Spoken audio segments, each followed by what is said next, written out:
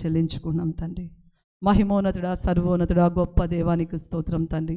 ఇప్పటి వరకు పాటలు యందు, ఆరాధన యందు, సాక్ష్యములు యందు మీరు గొప్ప కృప చూపించిన దేవానికి స్తోత్రం.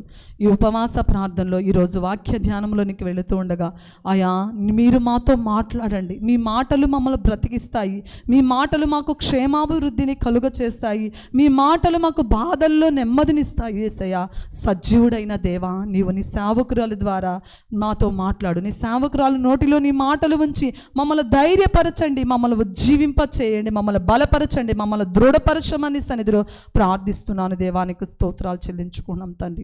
అయా, నన్ను నువ్వు వాడుకో తండ్రి. ఎందుకు పనికిరాని నన్ను, అయా బలహీనురాలను యేసయ్యా, నన్ను నువ్వు వాడుకోమని, చేరివచ్చిన ప్రతి ఒక్కరిని వాక్యం ద్వారా మీరు ధైర్యపరచమని యేసయ్య పరిశుద్ధ నామములో అడిగి పొంది ఉన్నాము తండ్రి.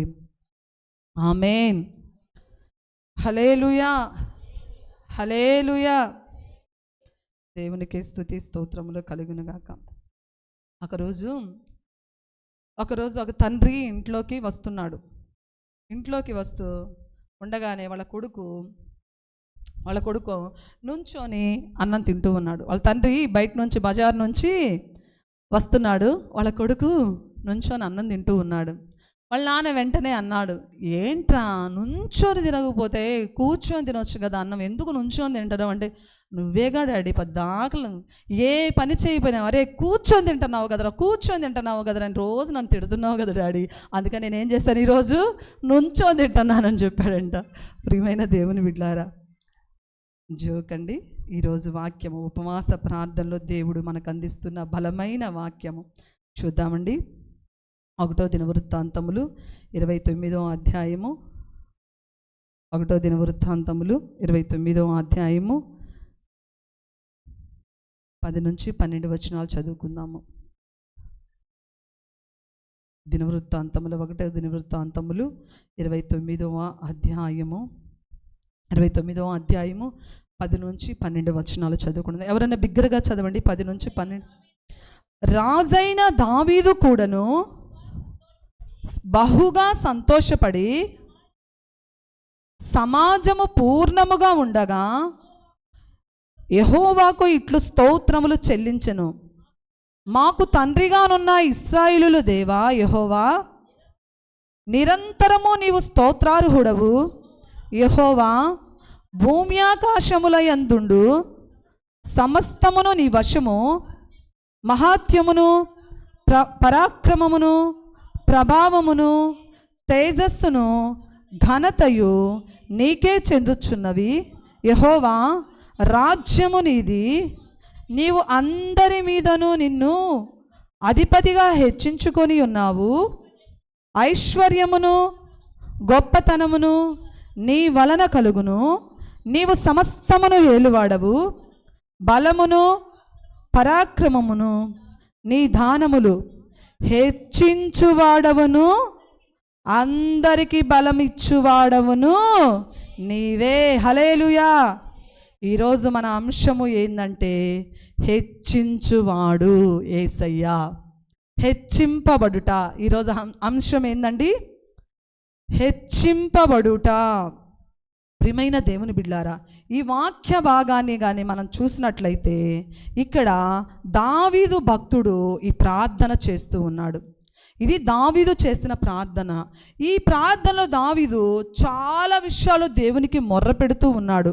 ఇశ్రాయేలీల గొప్ప దేవా, ఇశ్రాయేలీల గొప్ప దేవా, నీవు ఇశ్రాయేలులకు మాకు తండ్రిగానున్న ఇశ్రాయేలీల దేవా యెహోవా, జీవము కలిగిన దేవా అని దేవుణ్ణి ఎంతగానో పొగుడుతూ ఉన్నాడు. అవునా కాదండి?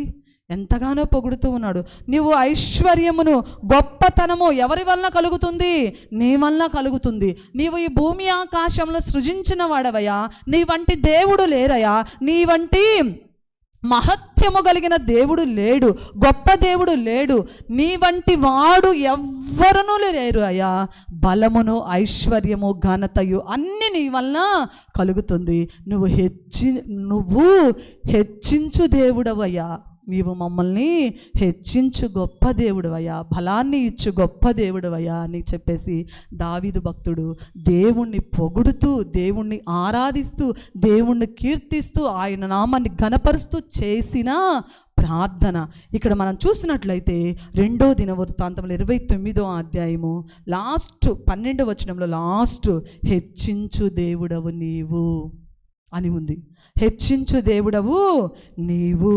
ఈరోజు మన అంశము ఏంటంటే హెచ్చింపబడుట. 29వ అధ్యాయము 12వ వచనం చివరి భాగము. ఈరోజు మన అంశము చివరి భాగము హెచ్చింపబడుట. ప్రియమైన దేవుని బిడ్డలారా, హెచ్చించువాడవు నీవే, బలమిచ్చువాడవు నీవే అని ఉంది. అయితే ఈరోజు మన టాపిక్ హెచ్చించువాడవు నీవే. అవునా కాదండి? ఇట్లాంటి పరిస్థితులు మనం చూసినట్లయితే చాలాసార్లు మనం కానీ చూసినట్లయితే చాలామందిని పొగుడుతాము. అవునా కదా? పొగుడుతూ ఉంటాం. అవునా?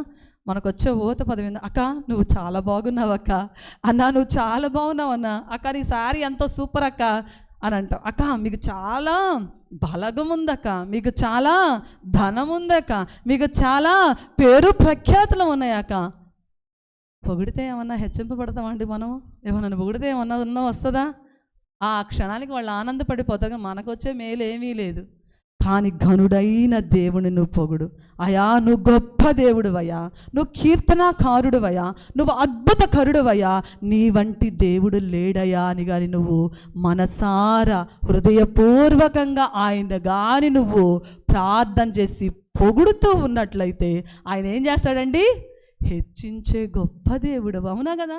మన దేవుడు మనల్ని హెచ్చిస్తాడు. మనుషులను పొగిడినంతసేపు మనకి ఏమీ ఉండదు, శూన్యం తప్పితే. కాకపోతే నోటి మాట వ్యర్థంగా పోయినట్టు, మన ఎనర్జీ వేస్ట్. ఒక మాటలో చెప్పాలంటే యేసయ్యను పొగిడితే ఆయన ఏం చేస్తాడు? నిన్ను హెచ్చింప చేస్తాడు. ఆయన నామాన్ని నువ్వు కీర్తిస్తే ఆయన నిన్ను హెచ్చింప చేస్తాడు. ప్రియమైన దేవుని బిడ్డలారా, ఈరోజు ఈ మధ్యాహ్న కాల సమయంలో ఈ ఉపవాస ప్రార్థనకు వచ్చిన నీతో దేవుడు అంటున్నాడు, హెచ్చింపబడాలని నీకు ఆశ ఉందా? ఆశ ఉన్న వాళ్ళందరూ చేతులు ఎత్తండి. యేసయ్యా నా స్థితిగతులలో నేను హెచ్చింపబడాలి, నేను హెచ్చుగా ఉండాలి, నేను మంచిగా ఆశీర్వదింపబడాలి అన్నను వలన చేతులందరూ ఎత్తండి, చేతులు ఎత్తండి. దేవుడు మిమ్మల్ని నిండారుగా హెచ్చించునుగాక. ఆమేన్. ఈ రోజుగానే మనం చూసినట్లయితే ఇట్టి దినాల్లో ప్రతి ఒక్కరికి ఆశ ఉందండి. అవునా కదా? యేసయ్యా నా కుటుంబం హెచ్చింపబడాలి, హెచ్చింపబడాలి. ఆశ లేని వాళ్ళు ఎవ్వరూ లేరు. అవునా కదండి? ఒకవేళ ఆశ లేదా, హెచ్చింపబడాలి నేను నా కుటుంబం అని ఆశ లేదా, ఆశ లేనిది దేవుడు కూడా ఆశీర్వదించలేడు. అది తర్వాత విషయం. ఆశ గల ప్రాణాన్ని ఆయన ఏం చేస్తాడు? తృప్తిపరిచే గొప్ప దేవుడు. ప్రియమైన దేవుని బిడ్డలారా, అందుకనే దేవుని వాక్య భాగం సెలవిస్తుంది. కీర్తనలు 75వ సంకీర్తన 6వ వచనం చూడండి. కీర్తనలు 75వ సంకీర్తన 6వ వచనం. 75వ సంకీర్తన 6వ వచనం. తూర్పు నుండి అయినను, పడమటి నుండి అయినను, అరణ్యము నుండి అయినను హెచ్చు కలుగదు.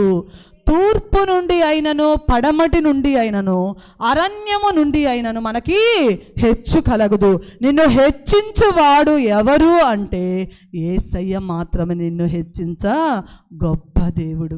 అందుకనే దేవుని వాక్య భాగం చాలాసార్లు మనము అనుకుంటాము, వారు నన్ను హెచ్చిస్తారేమో, వీరు నన్ను హెచ్చిస్తారేమో, ఆ దిక్కు నుండి నాకు సహాయం వస్తుందేమో, ఈ దిక్కు నుండి నాకు సహాయం వస్తుందేమో అని ఎదురు చూస్తూ ఉంటాము. తూర్పు నుండి అయినను, పడమటి నుండి అయినను, అరణ్యము నుండి అయినను హెచ్చు కలుగదు. నువ్వు హెచ్చింపబడాలంటే యేసయ్య మాత్రమే నిన్ను హెచ్చింప చేయగల సమర్థుడు. అందుకనే దేవుని వాక్య భాగం సెలవిస్తుంది. 1 పేతురు 5వ అధ్యాయము 6వ వచనం చదవండి. 5వ అధ్యాయం 6వ వచనం. దేవుడు తగిన సమయమందు మిమ్మును హెచ్చించునట్లు ఆయన బలిష్టమైన చేతి కింద దీన మనస్కులై ఉండండి. ఎప్పుడైతే మనము ఆయన చేతి కింద దీన మనస్కులమై ఉంటామో ఆయన ఏం చేస్తానన్నాడండి? హెచ్చిస్తానని దేవుడు ఈరోజు వాగ్దానపూర్వకంగా సెలవిస్తున్నాడు. అందరికీ ఆశ ఉంటుంది. యేసయ్య నన్ను హెచ్చించాలి, నా కుటుంబాన్ని హెచ్చించాలి, నా బిడ్డలను హెచ్చించాలి, అన్ని విధాల మేము అభివృద్ధి పదంలో నడవాలనే ఆశ అందరికీ ఉంటుంది. అయితే దేవుడు అంటున్నాడు 3 విషయాలు ఆయన మనల్ని హెచ్చరిస్తున్నాడు. ఈ 3 విషయాలు మనలో ఉన్నప్పుడు దేవుడు మనల్ని హెచ్చిస్తాను అని ఆయన చెప్తూ ఉన్నాడు. ఏంటి ఆ 3 విషయాలు చూద్దాము. హెచ్చింపబడుటకు ఎవరు కారణం అంటే యేసయ్య మాత్రమే నిన్ను నన్ను హెచ్చించగల గొప్ప దేవుడు. అయితే ముఖ్యమైన 3 విషయాలు ఆయన మనల్ని హెచ్చించాలి, అన్ని విధాల మనల్ని ఆశీర్వదించాలంటే మొదటి పాయింట్ చూద్దాము. లూకాసు వార్త 14వ అధ్యాయము చూడండి. లూకాసు వార్త 14వ అధ్యాయము 11వ వచనం చదవండి. లూకాసు వార్త 14వ అధ్యాయము 11వ వచనం. తన్ను తాను హెచ్చించుకొని ప్రతివాడును తగ్గింపబడును, తన్ను తాను తగ్గించుకొనివాడు హెచ్చింపబడును. మొదటిదిగా ఏందండి? తన్ను తాను తగ్గించుకున్నవాడు హెచ్చింపబడతాడు.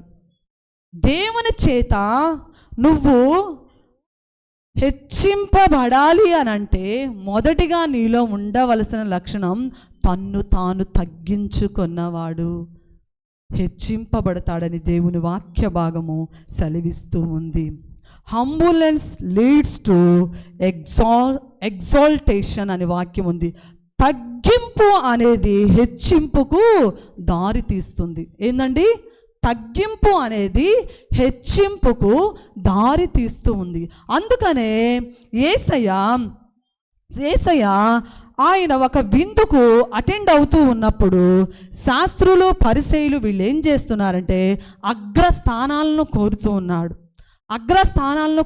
ఉన్నారు. అయితే అప్పుడు దేవుడు వారికి ఒక ఉపమానం చెప్పాడు. ఒక విందు జరుగుతుంది. విందు యజమాని మిమ్మల్ని పెండ్లికి పిలిచి ఉంటే మీరు వెళ్ళండి. వెళ్ళినప్పుడు మీరు అగ్రస్థానాలను కోరుకొనవద్దు. చదవండి ఆ వాక్య భాగం చూడండి. లూకాసు వార్త 14వ అధ్యాయము చూడండి. లూకాసు వార్త 14వ అధ్యాయము 7వ వచనం నేను చదువుతా చూడండి. పిలువబడిన వారు భోజన పంక్తిని అగ్రపీఠములో ఏర్పరచుకొనుట చూచి ఆయన వారితో ఈ ఉపమానం చెప్పెను. నిన్నెవరైనాను పెండ్లి విందునకు పిలిచినప్పుడు అగ్రపీఠం మీద కూర్చుండవద్దు. ఒకవేళ నీకంటే గనుడు అతని చేత పిలువబడగా నిన్నును అతన్ని పిలిచిన వాడు వచ్చి ఇతనికి చోటిమ్మని నీతో చెప్పెను. అప్పుడు నీవు సిగ్గుపడి కడపటి చోటున కూర్చుండసాగదు. అయితే నీవు పిలువబడినప్పుడు నిన్ను పిలిచిన వాడు వచ్చి స్నేహితుడా పై చోటికి పొమ్మని నీతో చెప్పులాగున నీవు పోయి కడపటి చోటున కూర్చుండుము.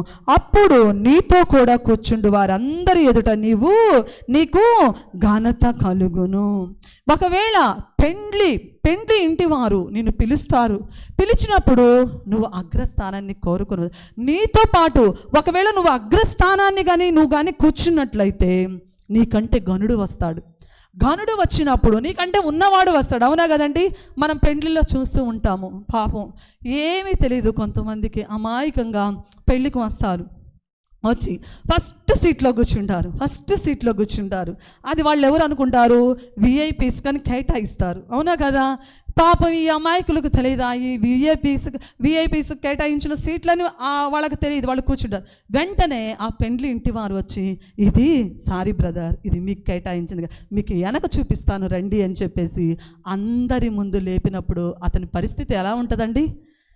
చాలా అవమానకరంగా ఉంటుంది. వెనక కూర్చున్నా మనందరం అనుకుంటాం ఏమైంది ఆయన కూర్చోపోతే, వెనక కూర్చోవచ్చు కదా, లేపించుకోవడం ఎందుకని అట్లా అంటాము. ఇంకో విధంగా కూడా అంటాము, అబ్బో ఎందుకు ఆయనకు అంత గర్వం, కూర్చున్నాడు కదా, కూర్చున్న మనిషిని కూర్చొనివచ్చు కదా అని అనుకుంటాం. అందుకనే యేసయ్య చెప్తూ ఉన్నాడు, మీరు పిలువబడినప్పుడు అగ్రస్థానాలను కోరుకొనవద్దు. నీకంటే గనుడు వచ్చినప్పుడు స్నేహితుడా కొంచెం చోటీమన్నప్పుడు నువ్వేమైపోతావు? అపహాస్యమైపోతావు, చులకనైపోతావు. అదే నిన్ను పెండ్లికి పిలిచిన యజమాని చూస్తూ ఉండగా నువ్వు వెనక కూర్చున్నావు అనుకో, ఆ యజమాని వచ్చే స్నేహితుడా నీ ప్లేస్ ఇది కాదు, ఇదిగో ముందు కూర్చో, ముందు కూర్చో అన్నప్పుడు ఎలా ఉంటుందండి? నీకు గౌరవముగా ఉంటుంది. 10 మందిలో గౌరవప్రదముగా నువ్వు లేచి నిన్ను పట్టుకొని తీసుకువచ్చి అగ్రస్థానంలో ఆయన కూర్చోబెడతాడు. ప్రియమైన దేవుని బిడ్డరా, మన యేసయ్య ఎంత చక్కగా వివరిస్తాడండి ప్రతిదీ. అవునా కదా? ప్రతి ఉపమానం అర్థమయ్యే రీతిగా మనం కూడా ఇది చూస్తాం, ప్రతి పెళ్ళిళ్ళలో చూస్తాం. అవునా కదా? కనుక ఇప్పటి నుండి మీరు కూడా అగ్రస్థానాలు కోరుకోబోగండి. పెళ్ళికి కొంతమంది అసలుకి పెళ్ళికి పిలిచినప్పుడు ఓ తగుదనమ్మ నాది అని అన్నిటిని పూసుకుంటూ ఉంటారు. ఆ పక్కన వాళ్ళు అనుకుంటారు, ఏమకెందుకండి, ఏమకెందుకు, అసలు మనం పిలిచామయ్యామని మేకప్ వేయడం ఏమకెందుకు, సరిగా వేయలేదనుకో అంటారు. అవునా కదా? ఏమకెందుకు. అదే వాళ్ళు విలువలతో విలువలతో నేను పిలిచినప్పుడు, రా ఫ్రెండు, నువ్వు రా, ఈ పెళ్ళికి రా, మా అమ్మాయిని చక్కగా అలంకరించు, మా అబ్బాయిని చక్కగా అలంకరించండి, నీకు ఒక ప్రత్యేకమైన స్థానాన్ని ఇస్తారు. అవునా కదా? అదే యేసయ్య ఇక్కడ చెప్తున్నాడు, అగ్రస్థానాన్ని కోరుకునవద్దు, వెనక కూర్చో. అప్పుడు ఆ పెండ్లి ఇంటి వారు వచ్చి నీకేం చేస్తారు? వెనక కూర్చున్నా నిన్ను తీసుకొచ్చి అగ్రస్థానంలో ఘనతను కలుగ చేస్తారు. అందుకని దేవుడు అంటూ ఉన్నాడు, నీవు హెచ్చింపబడాలంటే తన్ను తాను తగ్గించుకున్నవాడు హెచ్చింపబడతాడని దేవుని వాక్య భాగం సెలవిస్తుంది. అందుకనే దేవుని సన్నిధిలో కూడా మనము ఎప్పుడు ఏం చేయాలంటే తగ్గించుకోవాలి. ఎందుకు దేవుడు తగ్గించుకొని ఉండండి అని చెప్తున్నాడంటే, ఆయన చేసి చూపించాడు కనుక. ఏమండి? ఆయన చేసి చూపించాడు కనుక. చూడండి ఫిలిప్పీలకు వ్రాసిన పత్రిక 2వ అధ్యాయం 8వ వచనం చదవండి.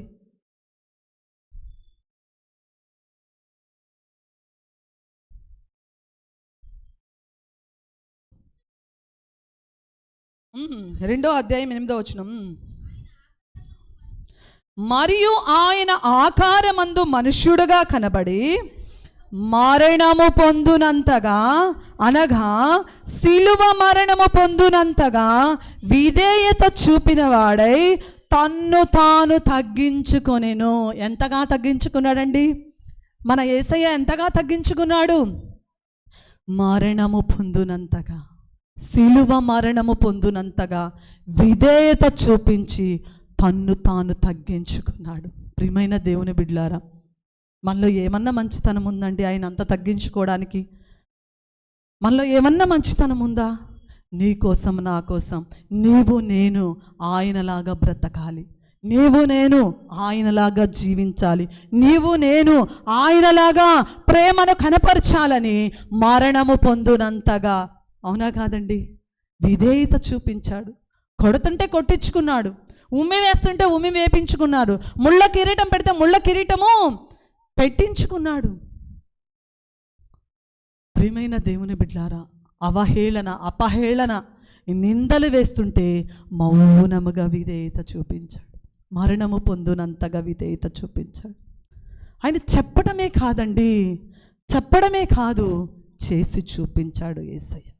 ప్రియమైన దేవుని బిడ్డలారా, మన జీవితాల్లో కూడా మనం ఏం చేయాలంటే తగ్గించుకోవాలి. ప్రియమైన దేవుని బిడ్డలారా, ఈరోజు మన కుటుంబాల్లో అలజడులు ఉన్నాయి, ఈరోజు మన కుటుంబాల్లో గొడవలు ఉన్నాయి, మన కుటుంబంలో ఉప్పెన లాంటి ఉపద్రవం లాంటి కలతలు ఉన్నాయి, గొడవలు ఉన్నాయి అనంటే మన జీవితాల్లో తగ్గింపు లేదు. ఒక క్రైస్తవురాలుగా పిలువబడుచున్న నీ కుటుంబంలో, నీ జీవితంలో దేవుడు కోరుకుంటుంది ఏంది అంటే తగ్గింపు జీవితం. అవునా కాదండి? ఎంతగా తగ్గించుకున్నాడు యేసయ్య. మనము కూడా తగ్గించుకోవాలని దేవుని వాక్య భాగం సెలవిస్తుంది. అవునా కాదండి? యేసయ్య అన్నాడు, ఒక చెంప కొడితే 2 చెంప చూపిమంటే మనము ఒక చెంప కొట్టేలోపు 2 పగలు కొట్టేస్తున్నాం. అవునా కదా? ఎక్కడుందండి మనకు తగ్గింపు? లేదు. వాళ్ళు ఒక తిట్టారంటే మనం ఏం చేస్తాము? 10 ఇంగ్లీష్లో సూక్తుల్లాగా వెళ్ళిపోవాలి. అవునా కదా? అసలుకి తగ్గింపు లేదండి. భర్త దగ్గర భార్య తగ్గించుకోలేకపోతుంది. నేను ఉద్యోగం చేయడం లేదా, నీ అంత నేను సంపాదించడం లేదా, నీ అంత నేను శ్రమపడడం లేదా, నీ అంత నేను కష్టపడడం లేదా, నేను ఎందుకు తగ్గించుకోవాలని ఎదురు మాట్లాడడం వల్ల కుటుంబంలో గొడవలు. భర్త తగ్గించుకోవడం లేదు, బానిసలాగా భార్యను చూస్తున్నాడు కాబట్టి ఆ కుటుంబంలో గొడవలకు కారణమవుతూ ఉంది. బిడ్డలు తగ్గించుకోవడం లేదు తల్లిదండ్రుల దగ్గర, అందుకనే తమ ఇష్టానుసారంగా బిడ్డలు జీవిస్తూ ఉన్నారు. అందుకనే కుటుంబంలో ఆశీర్వాదం లేదు, కుటుంబంలో అభివృద్ధి లేదు, కుటుంబంలో సంతోషము లేదు, కుటుంబంలో నెమ్మది లేదు. ప్రియమైన దేవుని బిడ్డారా, యేసయ్య అంటున్నాడు, విధేయత మరణము పొందునంతగా, సిలువ మరణము పొందునంతగా విధేయత చూపించి తన్ను తాను తగ్గించుకున్నాడు. యేసయ్య అంటున్నాడు, నేను తగ్గించుకున్నాను కదా, ఎందుకు నీ కుటుంబంలో ఒక తల్లి పోస్ట్లో ఉన్న నువ్వు తగ్గించుకోలేకపోతున్నావు? ఒక తండ్రికి, కుటుంబానికి యజమానుడుగా ఎందుకు తగ్గించుకోలేకపోతున్నావు? తగ్గించుకొని చూపించని జీవితం ఎంత క్షేమకరంగా, ఎంత ఆశీర్వాదకరంగా ఉంటుందో అని యేసయ్య ఉపవాస ప్రార్థనలో నీతో నాతో సూటిగా మాట్లాడు. అందుకని దేవుని వాక్య భాగం సెలవిస్తుంది. చూడండి 2వ దినవృత్తాంతములు 7వ అధ్యాయం 14వ వచనం. 2వ దినవృత్తాంతములు 7వ అధ్యాయము 14వ వచనం చదవండి.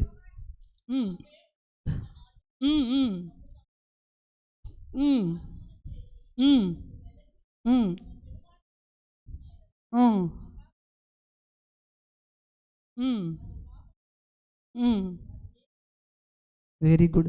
నా పేరు పెట్టబడిన నా జనులు తమ్మును తాము తగ్గించుకొని ప్రార్థన చేసి నన్ను వెదకి తమ చెడు మార్గములను విడిచినెడలా ఆకాశము నుండి నేను వారి ప్రార్థన విని వారి పాపములు క్షమించి వారి దేశమును స్వస్థం. నా పేరు పెట్టబడిన నా జనులు, దేవుడు అంటున్నాడు, నా పేరు పెట్టుకున్న మీరు తమ్మును తాము తగ్గించుకొని ప్రార్థన చేసి నన్ను వెదకి చెడు మార్గములు విడిచిన ఎడల నేనేం చేస్తాను, మీకు స్వస్థత కలుగ చేస్తాను అని అంటున్నాడు. తగ్గింపులో ఉందండి ఆశీర్వాదం, తగ్గింపులో ఉంది స్వస్థత, తగ్గింపులో ఉంది ఆశీర్వాదం, తగ్గింపులో ఉంది అభివృద్ధి. ప్రియమైన దేవుని బిడ్డలారా, మనము కూడా యేసయ్యలాగా తగ్గించుకోవాలి. తగ్గించుకోకపోతే ఏమైపోతాము? తగ్గించుకుంటే యేసయ్య నీకు స్వస్థతనిస్తాడు, తగ్గించుకుంటే నీ కుటుంబాన్ని ఆశీర్వదిస్తాడు, తగ్గించుకుంటే నీ కుటుంబాన్ని ఉన్నతంగా సియోను కొండ మీద ఒక శిఖరంలాగా నిలువబెడతాడు. తగ్గించుకోకపోతే ఏమైంది పాస్టమ్మ గారంటే, చూడండి యెషయా గ్రంథము 14వ అధ్యాయము, యెషయా గ్రంథము 14వ అధ్యాయము 12వ వచనం చదవండి.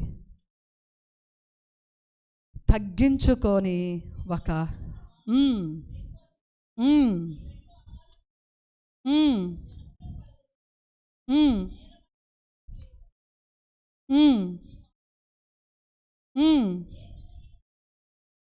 దేవుని నక్షత్రములకు పైగా నా సింహాసనమును హెచ్చింతును, ఉత్తర దిక్కునున్న సభా పర్వతము మీద కూర్చుందును, మేఘమండలం మీదకెక్కిదును, మహోన్నతునితో నన్ను సమానముగా చేసుకుందును. ప్రియమైన దేవుని బిడ్డలారా, నీవు మనసులో అనుకుంటివి కదా, నీవు పాతాళమునకు నరకములో ఒక మూలకు త్రోయబడితే. సాతాను కూడా హెచ్చించుకుంది, దేవుని సింహాసనము కూడా నా సింహాసనం హెచ్చుగా ఉండాలి, నేను దేవుని కంటే గొప్పగా ఉండాలి, ఉత్తర దిక్కున నున్న సభాపర్వతం మీద కూర్చుందును, మేఘ మండలం మీద కిక్కుదును, మహోన్నతునితో నన్ను సమానముగా సాతానికి దేవునికి పోలిక ఎక్కడండి? దేవుని కంటే సింహాసనం కొంచెం హెచ్చుగా వేసుకోవాలని దేవుడు ఏం చేశాడు? పడగొట్టాడు, నేల మట్టుకు నరకములో త్రోయబడ్డాడు. ప్రియమైన దేవుని బిడ్డలారా, ఒకవేళ ఏదన్నా సాతాను క్రియలు నీలో పనిచేస్తున్నాయి, ప్రియ యవనస్తురాలా, నీలో ఏదైనా సాతాను క్రియలు, తల్లిదండ్రులకు అవిధేయకరంగా తిరుగుతూ ఉన్నావేమో, హెచ్చిపోవద్దు. నువ్వు హెచ్చింపబడాలి అని అంటే నీవేం చేయాలి? తగ్గించుకోవాలి. పెద్దల దగ్గర వినమ్రతగా ఉండాలి, పెద్దల దగ్గర విధేయతగా ఉండాలి, తల్లిదండ్రులకు అలకువగా ఉండాలి, తల్లిదండ్రుల మాటకు విధేయత కలిగి జీవించాలి. యవనస్తులారా, ప్రియ దేవుని బిడ్డలారా, ఇక్కడ తాను గర్వించుకుంది సాతాను, తను గర్వించుకుంది. దేవుడు అందుకనే అదాహ పాతాళానికి నెట్టివేశాడు. మనలో ఎప్పుడైనా గర్వం ఉంటే మనం ఏం చేస్తామండి? మన జీవితం అధః పాతాళానికి వెళుతుంది. ఎంత ఉన్నా ఒదిగి ఉండాలన్నదే దేవుని చిత్తము. ఎంత ఉన్నా కొంతమంది చూడండి ఎంత ఉన్నా మనం అంటాం కదా, మనమే అంటాం మాటలో, చూడండి అక్కకు అన్నకు దేవుడు ఏం తక్కువ చేశాడు? అయినా చూడ ఆమె ఎంత కలివిడిగా ఉంటుందో, ఎంత బాగుంటుందో దేవుళ్ళు, ఎంతగా దేవుణ్ణి ఆరాధిస్తూ చూడు. తన ఆస్తిని ఎక్కడా కనిపించేటట్లు చూపదు చూడు, ఎంత తగ్గింపు. అలాంటిది దేవుడు కోరుకుంటూ ఉన్నాడు. గర్విస్తే దేవుడు అంటూ ఉన్నాడు, పాతాళానికి నెట్టివేయబడతావు.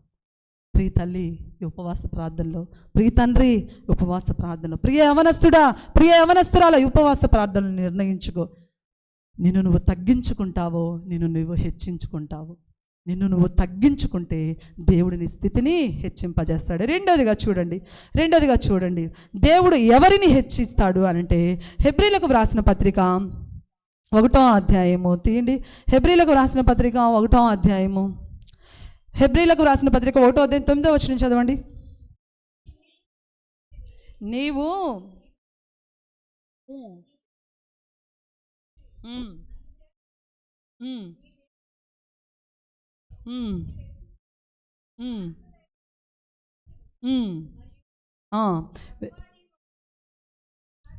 చాలమ్మా.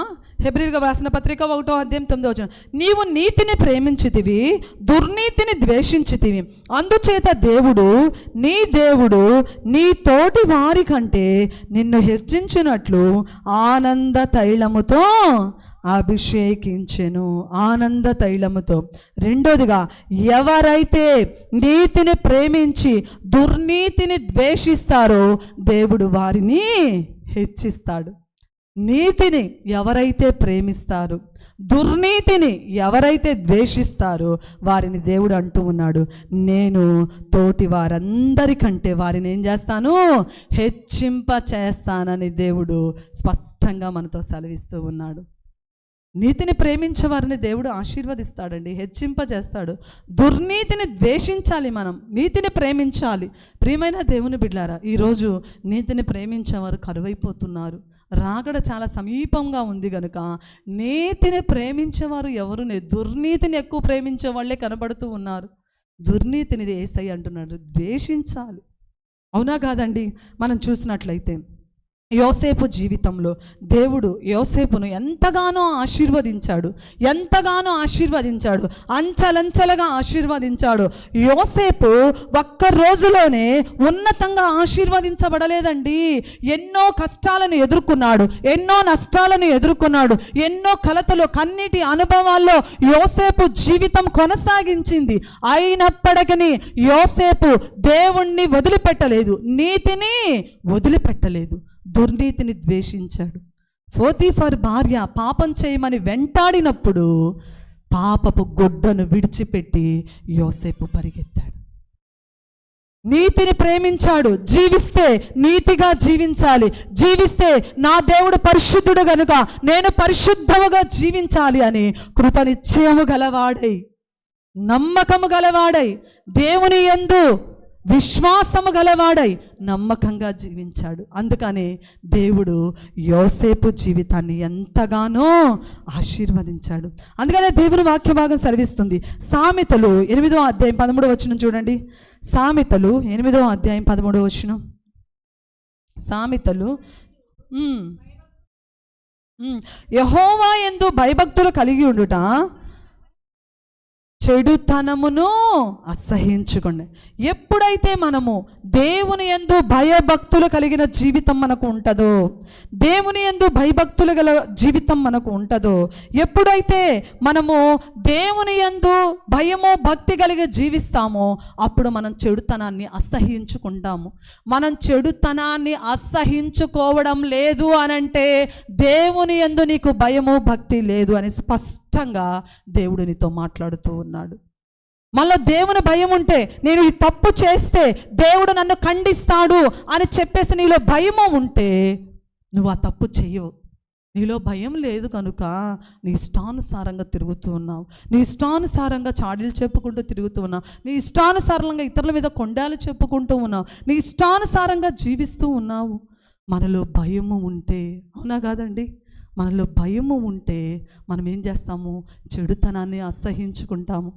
నీలో భయం ఉంటే నువ్వు టీవీ చూడవు, నీలో భయం ఉంటే సినిమాలు చూడవు, నీలో దేవుని భయం ఉంటే సీరియల్ను చూడవు, నీలో భయం ఉంటే అశ్లీల దృశ్యాలు నువ్వు చూడవు. నీలో భయం లేదు కనుక నీ ఇష్టానుసారంగా విచ్చలవిడిగానే జీవితాన్ని కొనసాగిస్తూ ఉన్నావు.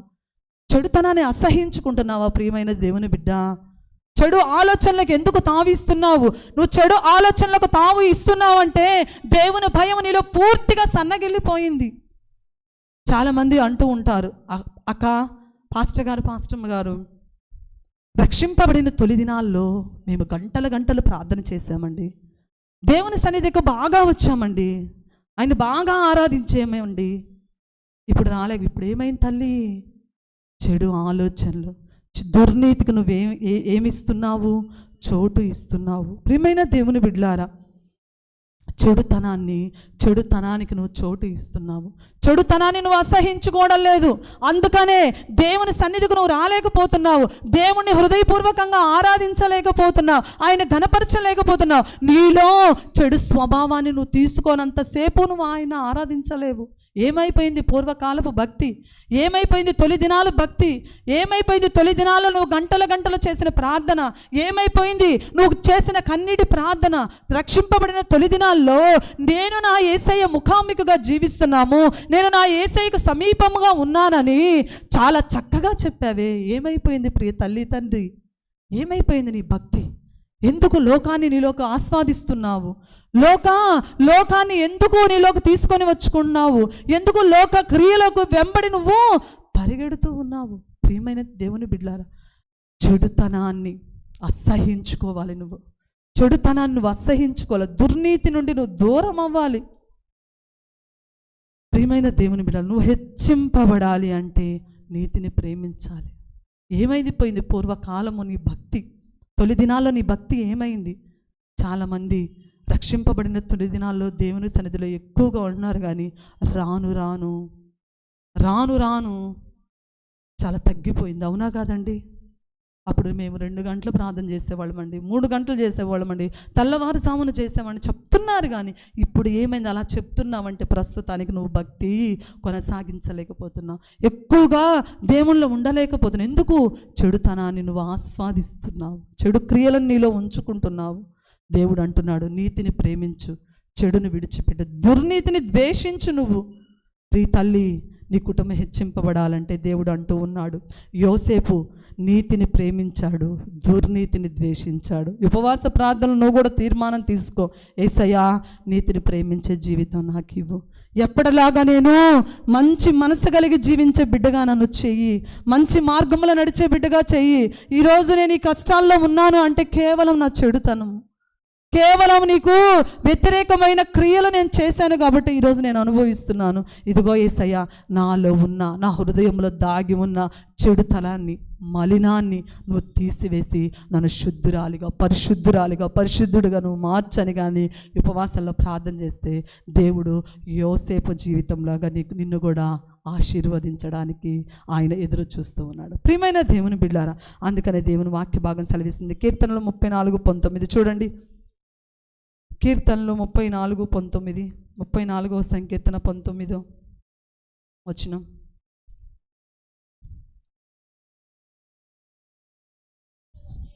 నీతి మంతునికి కలుగు ఆపదలు అనేకములు, వాటన్నిటిలో నుండి యెహోవా వారిని విడిపించును. నీతిమంతునికి కలుగు ఆపదలు అనేకములు అయినప్పటికీ వాటన్నిటిలో నుండి యేసయ్య ఏమంటున్నాడు? విడిపిస్తానంటున్నాడు. ఎప్పుడు? నువ్వు నీతిని ఎప్పుడైతే ప్రేమించి దుర్నీతిని ద్వేషిస్తావో వాటన్నిటిలో నుండి యేసయ్య నిన్ను విడిపిస్తాను అని దేవుడు చెప్తూ ఉన్నాడు. ప్రియమైన దేవుని బిడ్డలారా, దుర్నీతిని మనం ద్వేషించాలి. పాష గారు ఎప్పుడు చెప్తాడు, ఆర్మిన్ అనే ఒక జంతువు అది ఒక గృహలో నివసిస్తూ ఉంటుంది, వేటకు వెళుతూ ఉంటుంది. అయితే దాని చర్మాన్ని వలిసి జడ్జీలకు టోపీలు కుట్టిస్తూ ఉంటారంట. అది చాలా తెల్లగా ఉంటుంది. అది వేటకు వెళ్ళినప్పుడు ఈ వేటగాళ్ళు ఏం చేస్తారో తెలుసా? దాని గృహకు చుట్టూ పేడను పూస్తారు. అయితే ఈ ఆర్మిన్ అనే జంతువుకు ఆ పేడ వాసన అస్సలకి ఇష్టం ఉండదంట. ఆ పేడ అంటించుకోవడానికి కూడా అస్సలకి ఇష్టం ఉండదంట. దాన్ని ఎరిగిన ఈ వేటగాళ్ళు అది వేటకు వెళ్ళినప్పుడు వీళ్ళు ఆ గృహ చుట్టూ పేడను పోస్తారు. అది సాయంకాలానికి గృహ చేరుకోగానే చూడగానే భయంకరమైన వాసన. ఈ ఆర్మీన్ అనే జంతువుకు తెలుసు, నేను ఆ గృహలోనికి వెళ్ళకపోతే వేటగాళ్ళు వచ్చి నన్ను తీసుకొని వెళ్ళిపోతారని తెలుసు, నన్ను చంపివేస్తారని తెలుసు. చనిపోవడానికైనా సిద్ధపడుతుంది, కానీ ఆ పేడను పూపించుకొని ఆ వాసనను పీల్చుకుంటూ అది గృహలోనికి వెళ్ళదంట. మలినాన్ని అంటించుకోవడానికి ఇష్టపడదు, మరణానికైనా సిద్ధపడుతుందంట, కానీ అది గృహలోనికి పేడను అంటించుకోవడానికి ఇష్టపడదంట. వెంటనే వేటగాళ్ళు దాన్ని పట్టుకొని జడ్జీలు టోపీలు చేయడానికి, తయారు చేయడానికి దాన్ని యూజ్ చేస్తూ ఉంటారంట. ప్రియమైన దేవుని బిడ్డలారా, ఒక జంతువుకే అంత విఘ్నత ఉంటే, అంత జ్ఞానము ఉంటే, జీవము కలిగిన దేవుణ్ణి నమ్ముకున్న మనకెంత ఉండాలండి. ఈ లోకంలో పాపాన్ని మనం అంటించుకోవచ్చా? ఈ లోకంలో దుష్టక్రియల జోలి మనం పోవచ్చా? దుష్ట ఆలోచనలు మనం ఆలోచించవచ్చా? ప్రియమైన దేవుని బిడ్డలారా, ఇక నుండి అయినా యేసయ్యా, నేను నీతిని ప్రేమిస్తాను, దుర్నీతిని ద్వేషిస్తాను, యోసేపులాగా నేను జీవిస్తానయ్యా, జీవితం యోసేపులాగా నేను జీవిస్తానయ్యా. ఒక తీర్మానాన్ని మనం తీసుకుందాం. మూడోదిగా చూడండి, ద్వితీయోపదేశకాండము. దేవుడు ఎవరిని హెచ్చిస్తాడు అనంటే, మొదటిగా ఏం చెప్పుకున్నాము? తన్ను తాను తగ్గించుకున్న వారిని ఆయన హెచ్చిస్తాడు. రెండోదిగా, నీతిని ప్రేమించి దుర్నీతిని ద్వేషిస్తే నేను వారిని హెచ్చిస్తాను. మూడోదిగా చూద్దాం, ద్వితీయోపదేశకాండము 8వ అధ్యాయము. ద్వితీయోపదేశకాండము 28వ అధ్యాయము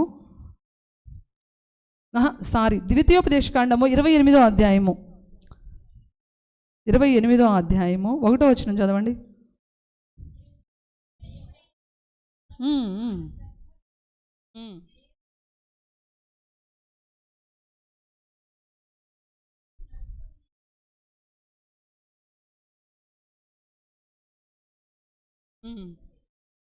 వెరీ గుడ్. నీవు నీ దేవుడైన యెహోవా మాట శ్రద్ధగా విని నేడు నేను నీకు ఆజ్ఞాపించుచున్న ఆయన ఆజ్ఞలన్నిటినీ అనుసరించి నడుచుకునే యెడల నీ దేవుడైన యెహోవా భూమి మీదనున్న సమస్త జనముల కంటే నిన్ను హెచ్చించును.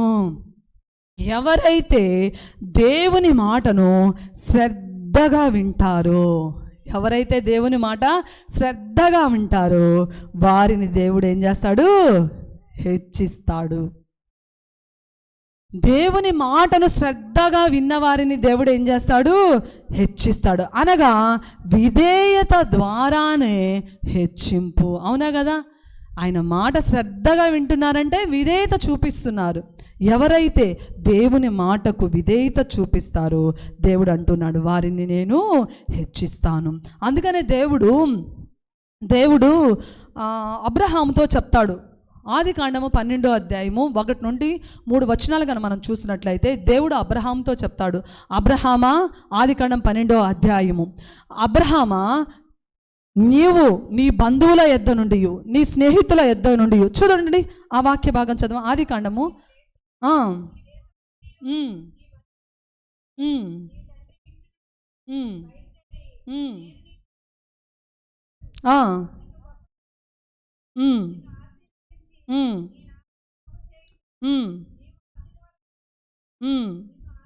నిన్ను ఆశీర్వదించు వారిని ఆశీర్వదించెదను.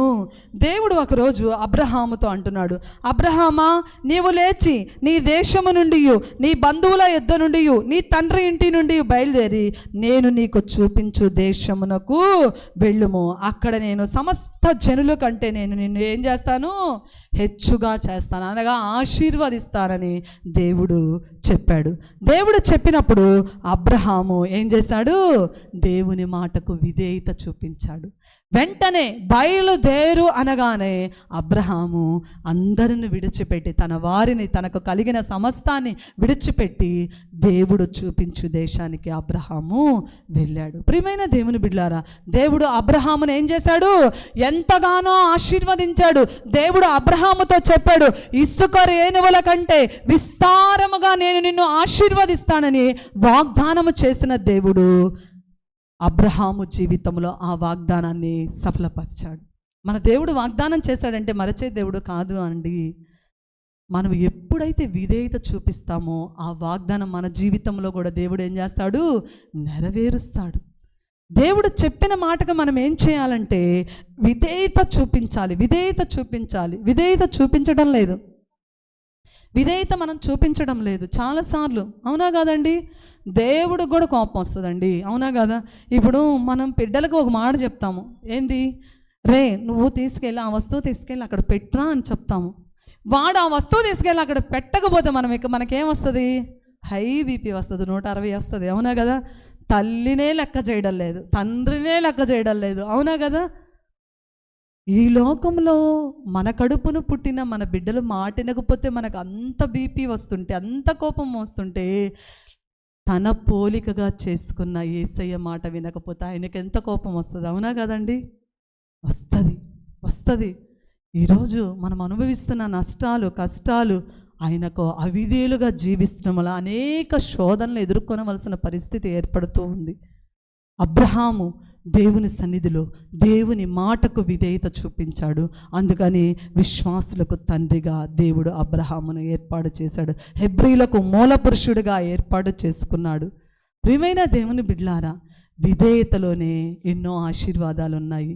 దేవుడు లోతు భార్యకు, లోతు పిల్లలకు కూడా హెచ్చరించాడు, ఇదిగో ఈ సొదొమ గొమొర్రా పట్టణాన్ని నేను నాశనం చేస్తున్నాను, మీరు తక్షణమే ఈ ప్లేస్లో ఖాళీ చేసి వెళ్ళిపోవాలి అన్నప్పుడు వస్తున్నారు, కుటుంబం మొత్తం వస్తున్నప్పుడు అందరూ దేవుడు చెప్పారు, వెనుకకు చూడకుండా వెళ్ళండి అమ్మా అని దేవుడు ఒక ఆజ్ఞను ఇచ్చినప్పుడు కుటుంబం మొత్తం చక్కగా భర్త బిడ్డలు వెళ్ళిపోతుంటే ఏమకేమైంది? ఎవరేమా? లోతమ్మ. ఏమైంది? ఏ బంగారం మర్చిపోయిందో, ఏ వెండి మర్చిపోయిందో, ఏ చీరలు మర్చిపోయిందో. అవునా కదా? మొన్న కాముంటుంది నాతో, ఏంటా అండి నువ్వేంటి 2 కడతావు, 2 శారీలు అంటే, అమ్మో అన్నీ చినిగిపోతే అట్లానే పెట్టెలో పెట్టుకోవాలి, నువ్వు చనిపోయినప్పుడు కూడా అవన్నీ వెయ్యరు, వేసేది మంచిగా ఉన్నాయి అన్నీ బంధువులు తీసుకెళ్తారు, ఎందుకు పిచ్చిదానా, కట్టుకో మొత్తం అని చెప్పాను నా ఆంటీకి. రోజుకొకటి కట్టుకో ఉన్నాయన్నీ అని. ఈ లోతు భార్య కూడా ఏం ఆలోచించిందో, ఏ బంగారం మర్చిపోయింది, ఏం చేసింది? వెనక్కు తిరిగి ఏమైపోయింది? ఉప్పు స్తంభం అయిపోయింది. దేవుని ఆజ్ఞను మీరింది, దేవుని ఆజ్ఞకు లోబడలేదు లోతు భార్య, అందువల్ల ఉప్పు స్తంభం అయిపోయింది. ప్రియమైన దేవుని బిడ్డలారా, దేవుని వాక్య భాగం సెలవిస్తుంది, దేవుని మాటకు శ్రద్ధ చూపిస్తే, దేవుని మాటను శ్రద్ధగా వింటే, అనగా విధేయత చూపిస్తే ఆయన ఏం చేస్తాడండి? హెచ్చింప చేస్తాడు. అబ్రహామును దేవుడు హెచ్చించాడు. ఎందుకు? అబ్రహాము దేవుని మాటకు విధేయత చూపించాడు. లోతు భార్య ఉప్పు స్తంభం అయిపోయింది. ఎందుకు? దేవుని ఆజ్ఞను మీరింది కనుక ఉప్పు స్తంభం అయిపోయింది. ప్రియమైన దేవుని బిడ్డలారా, నిర్ణయం నీది. దేవుని మాటను, దేవునికి విధేయత చూపిస్తే అబ్రహామును ఆశీర్వదించినట్లు దేవుడు నిన్ను ఆశీర్వదిస్తాడు.